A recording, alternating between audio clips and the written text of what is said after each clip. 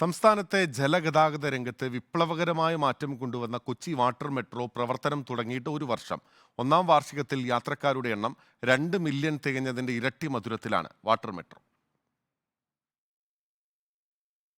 9 ബോട്ടുകളും 2 റൂട്ടുകളുമായാണ് 2023 April 25-ന് water metro service ആരംഭിച്ചത്. നിലവിൽ 5 റൂട്ടുകളിലായി 14 ബോട്ടുകൾ സർവീസ് നടത്തുന്നു.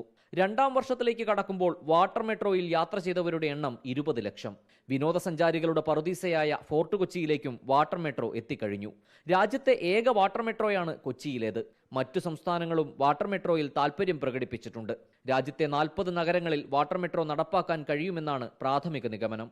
ഒരു വർഷം വളരെ ഒരു നല്ല യാത്ര ആയിരുന്നു നമ്മുടെ വാട്ടർ മെട്രോ. 5 റൂട്ടിലെ നമ്മുടെ ബോട്ടുകൾ ഇപ്പോൾ യാത്ര ചെയ്യുന്നുണ്ട്. ഇതുവരെ മോർ ദാൻ 18 ലാഖ് ആൾക്കാർ യാത്ര ചെയ്തു. ഞങ്ങൾ അത്ര പ്രതീക്ഷിച്ചിട്ടില്ല. നമ്മുടെ കണക്ക് പ്രകാരം ഒരു 10 ലക്ഷം ആൾ ആയിരുന്നു, പക്ഷേ ഒരു 18 ലക്ഷം ആൾക്കാർ ട്രാവൽ ചെയ്തിരിക്കുക. പുതിയതായി ആരംഭിച്ച റൂട്ടുകളിൽ ഒക്ടോബറോടെ സർവീസ് തുടങ്ങാൻ കഴിയുമെന്നാണ് പ്രതീക്ഷ. ഇതിനായി 5 ബോട്ടുകൾ കൂടി നൽകുമെന്ന് കൊച്ചിൻ ഷിപ്പ്യാർഡ് അറിയിച്ചു.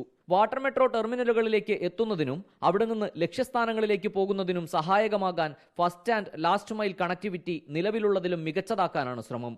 റിപ്പോർട്ടർ, കൊച്ചി.